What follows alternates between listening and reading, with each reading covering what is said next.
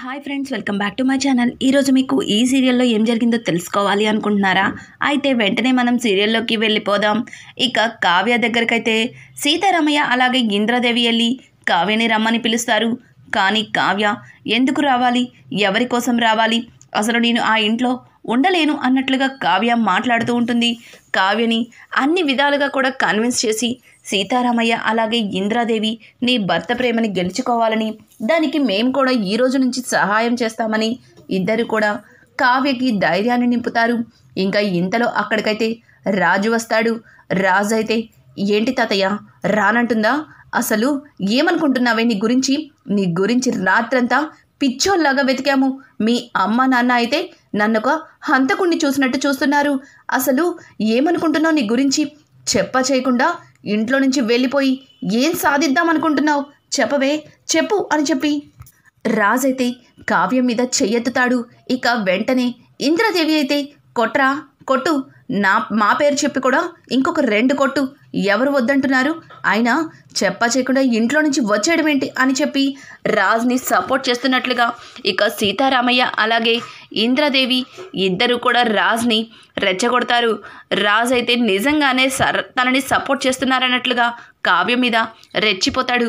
కోపంతో కావ్య మీద తనకున్న ప్రేమనైతే బయటకి చూపిస్తూ ఉంటాడు. కావ్య రాజ్ని అలాగే చూస్తూ ఉండిపోతుంది.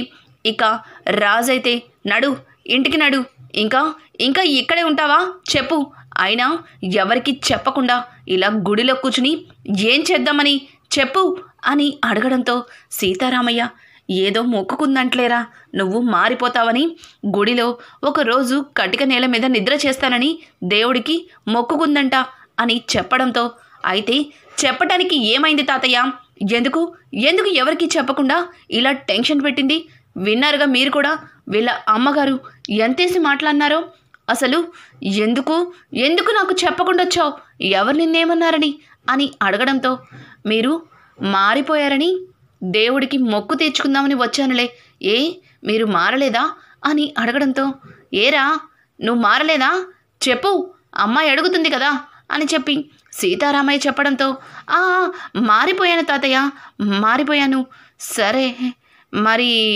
ఇంటికి వెళ్దామా అన్నట్లుగా రాజ్ తడబడుతూ మాట్లాడతాడు.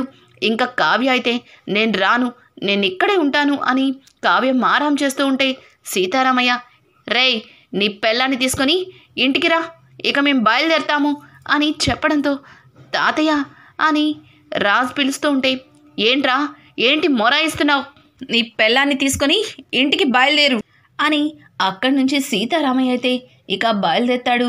రాజ్ అయితే కావ్యని ఇంటికి వెళ్దామా అని అడగడంతో, సరే నడవండి అని చెప్పి కావ్య కూడా రాజ్తో ఇక ఇంటికైతే బయలుదేరుతుంది. ఇంటికి వచ్చిన కావ్యని చూసి కనకం చాలా ఎమోషనల్గా కావ్యని హక్ చేసుకుంటుంది. అలాగే స్వప్న కూడా కావ్యని హక్ చేసుకుంటుంది. ఇంతలో అపర్ణాదేవి అయితే ఎక్కడికి వెళ్ళావు, ఎవరికి చెప్పకుండా రాత్రంతా ఎక్కడ ఉన్నావు, అసలు ఏమైపోయావు, ఎందుకు ఇంట్లో అందరినీ కంగారు పెట్టావు, ఎవరు నిన్ను ఏమన్నారని అని అపర్ణ అయితే ఇక కావ్యని ప్రశ్నల మీద ప్రశ్నలు వేస్తూ ఉంటుంది. ఆ ప్రశ్నలన్నిటికీ సమాధానం నేను చెప్తాను అని సీతారామయ్య అయితే ముందుకు వస్తాడు. సీతారామయ్య అలా ముందుకు రావడంతో ఇంట్లో అందరూ కూడా ఒక్కసారిగా ఆశ్చర్యపోతారు. ఏంటమ్మా, ఎందుకు కావ్యని అలా భయపెడుతున్నారు, తను ఏదో మొక్కుకుందంట, దేవుడి దగ్గర మొక్కు తీర్చుకోవడానికి వెళ్ళింది, అది ఇంట్లో ఎవరికి చెప్పకుండా చేయాలని, దేవుడికి ఆ రకంగానే మొక్కు తీర్చాలని ఎవరో స్వామీజీ చెప్పారట, అందుకే ఎవరికి చెప్పకుండా వెళ్ళింది, ఉదయాన్నే ముందు మాకే ఫోన్ చేసి చెప్పింది అని ఇక సీతారామయ్య చెప్పడంతో అపర్ణ అయితే అదేం మొక్కు, ఇంట్లో ఎవరికి చెప్పకుండా మొక్కు తీర్చుకోవడం ఏంటి, ఇంతకీ ఆ చెప్పిన స్వామీజీ ఎవరు, ఆ మొక్కుకున్న మొక్కేంటి అని అడగడంతో ఇంకా మొక్కుకున్న మొక్కు గురించి ఇంద్రాదేవి అయితే చెప్తుంది. రాజు మారిపోయి తనని భార్యగా అంగీకరిస్తే నేను కటిక నేల మీద అమ్మవారి గుడిలో నిద్రపోతానని, అలాగే అమ్మవారికి మొక్కు చెల్లించుకుంటానని కావ్య మొక్కుకుందని చెప్పడంతో ఒక్కసారిగా రుద్రాణి అయితే ముందుకు వచ్చి, అదే మొక్కమ్మ, అయినా ఏదన్నా చెయ్యాలి అనుకుంటే ఇంట్లో అందరికీ చెప్పి చేయాలి. ఇలా ఎవరికి చేయకుండా, ఎవరికి నిద్ర లేకుండా, మనశ్శాంతి లేకుండా రాత్రంతా టెన్షన్ పెట్టింది. ఇదొక మొక్క, అసలు ఏమనుకుంటుంది ఈ అమ్మాయి అని చెప్పి రుద్రాణి అయితే ఇష్టం వచ్చినట్టు మాట్లాడుతుంది. రుద్రాణి, నువ్వెలాగో దేవుడికి పూజలు చేయవు, చేసే వాళ్ళకి కొంచెం మర్యాదిస్తే బాగుంటుంది అని ఇంకా సీతారామయ్య అలాగే ఇంద్రాదేవి ఇద్దరు కూడా చెప్తారు. రాజ్, కావ్యని లోపలికి తీసుకెళ్ళు అని చెప్పడంతో రాజ్ అయితే కావ్యని లోపలికైతే తీసుకెళ్తూ ఉంటాడు కానీ రాజ్ మనసులో అసలు కళావతి ఎందుకు వెళ్ళిపోయింది, ఇదే కారణమా, నిజంగానే కావ్య నేను మారిపోయానని నమ్మిందా, అయితే దేవుడికి మొక్కు చెల్లించుకోవడానికే వెళ్ళిందా అని చెప్పి రాజ్ తన మనసులో రకరకాల ప్రశ్నలతో ఆలోచనలో పడతాడు. ఇంకా రాజ్ అలా ఆలోచనలో పడటం చూసిన కావ్య, ఏంటి అలా ఆలోచిస్తున్నారు, మీ మీద మీకు కూడా నమ్మకం లేదా అని అడగడంతో, అదేంటది, నా మీద నాకు నమ్మకం లేకపోవడం ఏంటి, దేని గురించి మాట్లాడుతున్నావు అని అడగడంతో, అదేనండి, మీరు మారిపోయారని నేను దేవుడి దగ్గర మొక్కు చెల్లించుకోవడానికి వెళ్ళాను, కానీ మీరేమో ఏంటి మారిపోయానా, మొక్కు చెల్లించుకోవాలా అన్నట్లుగా ప్రతి దానికి కూడా క్వశ్చన్ మార్క్ ఫేస్ పెడుతుంటే నాకేమీ అర్థం కావట్లేదు, ఏంటండి ఏం మాట్లాడరేంటి అని అడగడంతో, అబ్బే అదేమీ లేదు, నేను మారిపోయాను కదా, చెప్పానుగా నీకు కూడా మారిపోవడానికి ప్రయత్నిస్తున్నానని, నేను మారిపోయాను, నీకు ఇంకా అర్థం కాలేదా, నువ్వు దేవుడికి మొక్కు చెల్లించుకోవడం కరెక్టే అని చెప్పి రాజ్ అయితే ఇక అక్కడి నుంచి కావ్య గదిలో పెట్టి ఇంకా తనైతే బయటికి వచ్చేస్తాడే కానీ ఈ కళావతిని నేను మోసం చేస్తున్నానా, మమ్మీ చెప్పినట్లు తనలో ఆశలు మరింత రెట్టింపు చేస్తున్నానా, తనకి ఎలా అయినా సరే నిజం చెప్పాలి, తను నా మీద రాను మరింత ఆశలు పెంచుకుంటుంది, ఇక లాభం లేదు అని చెప్పి రాజ్ అయితే తన మనసులో అనుకుంటాడు. అలాగే ఇక్కడ స్వప్న చూస్తే, ఇదేంటిది, కావ్య రాజులిద్దరూ కలిసిపోయారు, ఇంకొద్ది రోజుల్లో కావ్య ఖచ్చితంగా తల్లయ్యాను అని అందరికీ చెప్తుంది, ఇక్కడ చూస్తే నా కడుపు పెరగలేదని ఇంట్లో అందరికీ అనుమానం మొదలవుతుంది, ఇప్పుడైనా సరే నేను ఈ కడుపుని పోగొట్టుకొని ఎలా అయినా సరే మళ్ళీ కొత్త లైఫ్ని స్టార్ట్ చేయాలి అని తన మనసులో స్వప్న అయితే అనుకుంటుంది. కొద్దిసేపు ఆలోచించి ఈ ఐడియా అయితే సక్సెస్ఫుల్గా చేస్తే ఖచ్చితంగా ఈ కడుపు బెడద నాకు ఇక ఉండదు అని స్వప్న తన మనసులో అనుకుంటుంది. ఇంకా కిచెన్లో కావ్య వంట చేస్తూ ఉండగా అక్కడికి ధాన్యలక్ష్మి అయితే వస్తుంది. అమ్మ కావ్య, రాత్రంతా నువ్వు గుడికి వెళ్ళావా, ఇంట్లో అందరూ కూడా చాలా టెన్షన్ పడ్డారు, ఇక మీ ఆయనైతే చెప్పనక్కర్లేదు, తనకి ఎంత భయం వేసిందంటే ఏడుపొక్కటే తక్కువ, మీ అమ్మ నాన్న అడిగే ప్రశ్నలకి సమాధానం చెప్పుకోలేక నువ్వు ఎక్కడ ఉన్నావో తెలియక పాపం మా అబ్బాయి ఎంత కంగారు పడ్డాడో తెలుసా అని ఇక ధాన్యలక్ష్మి అయితే నైట్ జరిగిందంతా కూడా ఆ కావ్యకి చెప్తుంది. కావ్య అయితే, అవునా అత్తయ్య, నేను కూడా అనుకున్నాను టెన్షన్ పడతారని, కాకపోతే దేవుడి మొక్కు కదా అని చెప్పి కావ్య తడబడుతూ చెప్తుంది. ఇంతలో ఇంద్రదేవి అక్కడికి వచ్చి, అమ్మ కావ్య, ఎప్పుడు కిచెన్లో వంట అది ఇది అని ఇక్కడే ఉంటావా, కాసేపు మీ ఆయన గురించి కూడా పట్టించుకో, తను ఉన్నంత వరకు తనతోనే ఉండడానికి ప్రయత్నించు, ఇలా వంటగదిలో కూర్చుని వంటలు చేసుకుంటూ అమ్మమ్మలాగా ఉన్నావంటే ఇక నీ భర్త ఇంకెప్పుడు నిన్ను అర్థం చేసుకుంటాడు, నువ్వు వాణ్ణెప్పుడు అర్థం చేసుకుంటావు అని కావ్యని అంటూ ఉంటుంది. అదే టైంలో పక్కనున్న ధాన్యలక్ష్మి అయితే, అత్తయ్య, వీళ్ళిద్దరూ ఇంట్లో ఉన్నంత వరకు ఇలాగే ఉంటారు, వీళ్ళని సరదాగా హనీమూన్కో ఎక్కడికో పంపిస్తే వాళ్ళు కూడా ఒకరికొకరు అర్థం చేసుకుంటారు, వాళ్ళిద్దరి మధ్యలో మరింత ప్రేమ చిగురిస్తుంది అని చెప్పడంతో ధాన్యలక్ష్మి మాటలకి ఒక విధంగా ఇంద్రాదేవి కూడా నిజమే అన్నట్లుగా మొహం పెడుతుంది. కావ్య అయితే రాజ్ కోసం ఇక బయటకైతే వస్తుంది. అప్పటికే హాల్లో అందరూ కూర్చుని ఎవరి పనుల్లో వాళ్ళు పేపర్ చదువుతూ, కాఫీ తాగేవాళ్ళు కాఫీ తాగుతూ, మాట్లాడుకునే వాళ్ళు మాట్లాడుకుంటూ ఉంటారు. ఇంకా స్వప్న అయితే పైనుంచి కిందకి చూసి, ఇదే మంచి టైం, ఇట్లాంటప్పుడే నేను పైనుంచి కిందకి దిగుతూ స్టెప్స్ మీద నుంచి జారి పడిపోయినట్లుగా నటిస్తాను, ఇప్పుడే నాకు అబోషన్ అయిపోయినట్లుగా అందరినీ నమ్మిస్తాను, ఇక ఈ కడుపు బెడద నాకిక ఉండదు అని స్వప్న తన మనసులో అనుకుని మెట్లు దిగుతూ సడన్గా కాలు స్లిప్ అయినట్లుగా పైనుంచి కిందకి బడబడ పడిపోతున్నట్లుగా ఎదరకి పడిపోతుంది. గట్టిగా అరుస్తుంది. స్వప్న అలా అరిచేసరికి ఒక్కసారిగా రాజ్ అయ్యో అయ్యో స్వప్న అని అనడంతో కావ్య కూడా పరిగెత్తుకుంటూ అక్క అక్క అక్క అని స్వప్న పడిపోకుండా కావ్య అయితే తను అడ్డంగా వెళ్ళి నుంచుని స్వప్నని కాపాడుతుంది. స్వప్న ఒక్కసారిగా ఓసే కావ్య, నా కడుపు గురించి నేను ఇటువంటి ప్రయత్నాలు చేస్తే ఎందుకే అడ్డం వస్తున్నావు, పక్కకి లేకు అని తన మనసులో అనుకుంటూనే స్వప్న పడిపోకుండా కావ్య కాపాడడంతో స్వప్నకి మరింత కోపం వస్తుంది. అక్క చూసుకుని మెట్లు దిగద్దు, పొరపాటున కాలు జారితే ఇంకేమైనా ఉందా, జరగరానిది ఏదైనా జరిగితే ఏం చేస్తావక్క అని ఇక కావ్య అయితే స్వప్నకి చీవాట్లు పెడుతుంది. ఇంతలో రుద్రాణి అక్కడికి వచ్చి ఇదిగో అమ్మాయి, నువ్వు కడుపుతో ఉన్నావు, ఆ విషయం మర్చిపోయి ఇష్టం వచ్చినట్లు బిహేవ్ చేస్తే జరగరానిది ఏదైనా జరిగితే కడుపులో బిడ్డకేమన్నా అయితే అని చెప్పి స్వప్న మీద రుద్రాణి అరుస్తుంది. ఇంద్రాదేవి కూడా ఏంటమ్మా స్వప్న, మరి చిన్నపిల్లలాగా ఇప్పుడు నువ్వు కడుపుతో ఉన్నావు, అయినా డెలివరీ అయ్యే వరకు ఇక నువ్వు పైకి కిందకి దిగద్దు, నీ గది కిందకి షిఫ్ట్ చేసుకోండి, ఎందుకు ఈ ప్రాబ్లమ్స్ అని చెప్పి ఇంద్రాదేవి చెప్పడంతో నా కర్మ, మీరందరూ నన్ను ఇంటి నుంచి బయటికి పంపించేయడానికి కంకణం కట్టుకున్నట్టున్నారు. ఇక ఈ కావ్య ఉందంటే మధ్యలో వచ్చి నేనున్నాను అన్నట్లుగా కాపాడేస్తుంది. అసలు నేను ఈ కడుపు పోగొట్టుకోవడానికే కదా నా ప్రయత్నాలన్నీ, కానీ ఎందుకు ప్రతిదానికి అడ్డం పడి నన్ను మరింత అందరి మధ్యలో ఇరికిస్తున్నావు అని చెప్పి స్వప్న తన మనసులో అనుకుని సరే అమ్మమ్మగారు, మీరు ఎలా చెప్తే అలాగే వింటాను, పొరపాటున కాలు జారింది అని చెప్పి ఇంకా స్వప్న అందరికీ కూడా చెప్తుంది. కావ్య అయితే స్వప్నని పట్టుకునేటప్పుడు తన కాలైతే బెనుకుతుంది. కావ్య కాలు బెనకడంతో నడవడానికి కొంచెం ఇబ్బంది పడుతూ ఉంటుంది. ఇక రాజ్ అయితే పైకి వెళ్ళి తన గదిలో ఏదో వర్క్ చేసుకుంటూ ఉంటాడు. ఇంతలో కావ్య నిదానంగా పైకైతే వెళ్తుంది. గదిలోకి వెళ్ళిన కావ్య కుంటడం చూసి రాజ్ ఒక్కసారిగా పడిపోతున్న కావ్యని పట్టుకుంటాడు. ఏయ్ ఏమైంది, ఎందుకు కాలు కుంటుతున్నావు, ఏం జరిగింది నీకు అని అడగడంతో అదేనండి, ఇందాక అక్కని పట్టుకోబోతుంటే నా కాలు కొంచెం బెనికిందండి, బాగా నొప్పిగా ఉంది అని కావ్య అంటూ ఉంటే అయ్యో అవునా, వచ్చిలా కూర్చో అని చెప్పి కావ్యని బెడ్ పైన కూర్చోబెట్టి తన కాలని తన ఒడిలో పెట్టుకొని కాలు ఎక్కడ బెనికిందా అని రాజ్ అటు ఇటు చూస్తూ ఉంటాడు. అలా తన కాలు పట్టుకోవడం చూస్తున్న కావ్య అయితే ఒక్కసారిగా షాక్ అయిపోతుంది.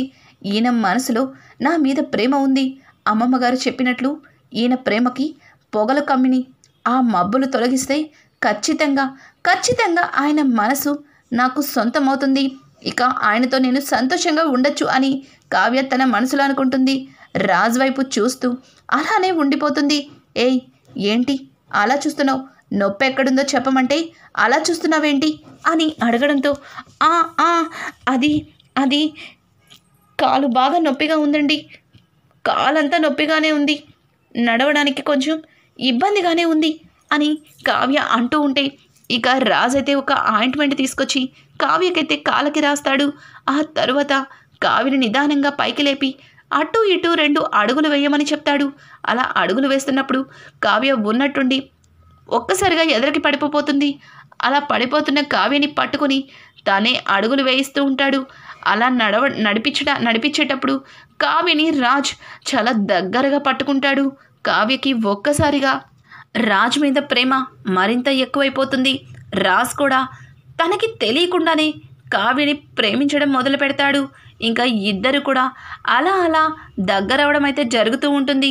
ఇక్కడ చూస్తే స్వప్న తన కడుపు గురించి ఎలా అయినా సరే అబార్షన్ అయిపోయి నార్మల్ మనిషిలాగా తిరగాలి అని తన మనసులో గట్టిగా అనుకుంటుంది.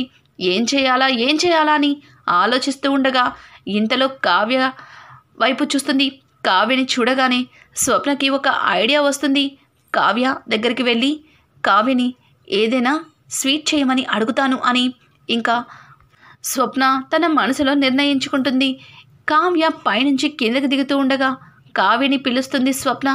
ఏంటక్క ఏంటి పిలుస్తున్నావు అని అడగడంతో, కావ్య ఈరోజు నాకెందుకో సేమ్యా తినాలనిపిస్తుందే, చేసి పెడతావా అని అడగడంతో, అయ్యో ఎందుకు చేయనక్క, ఖచ్చితంగా చేస్తాను అని కావ్య వెళ్ళి సేమ్యా తయారు చేస్తూ ఉంటుంది.